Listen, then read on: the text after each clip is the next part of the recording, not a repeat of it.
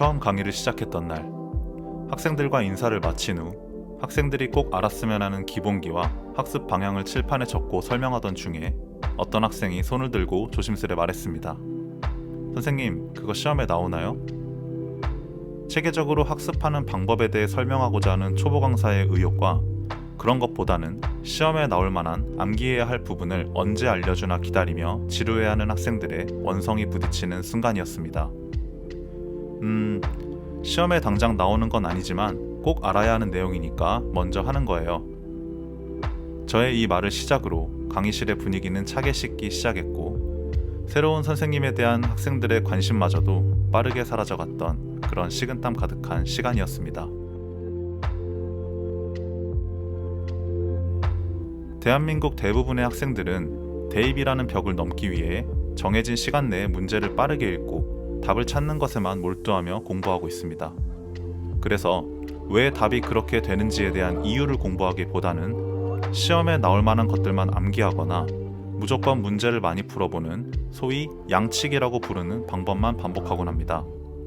하지만 이런 식의 공부로는 아무리 유명 강사의 수업을 듣거나 과외를 받거나 쪽집게 수업을 잘 듣는다고 해도 일정 점수 이상 올라가는 것에는 한계가 있습니다. 영어 공부도 마찬가지입니다. 쪽집게식 암기와 맹목적인 문제풀이만으로는 일정 수준 이상으로 실력을 올리기가 쉽지 않습니다. 모든 글이라는 것이 그러하듯이 입시 영어의 글도 논리적인 흐름을 가지고 쓰였기 때문입니다. 영어를 모국어로 사용하는 외국인들이 읽어도 이상하게 쓰인 글이라고 비난받기도 하는 그런 수능 영어지만, 지문을 이루고 있는 문장 자체가 일부러 읽기 어렵게 쓰여 있을 뿐 그 문장들이 모여서 일정한 논리적 구조를 가지고 있는 하나의 완성된 글이라는 사실은 변함이 없습니다.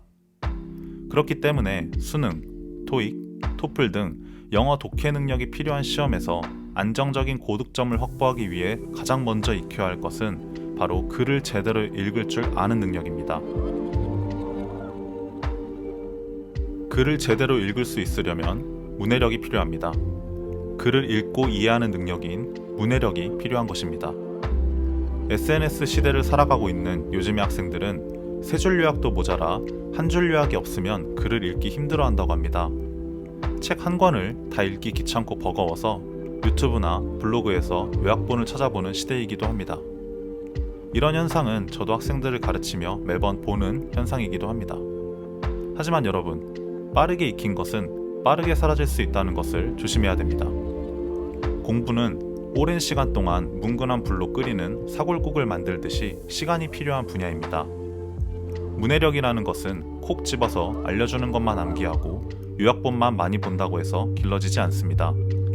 스스로 글을 읽고 흐름을 파악하면서 글의 전체적인 논리 구조를 파악하는 시간이 필요합니다.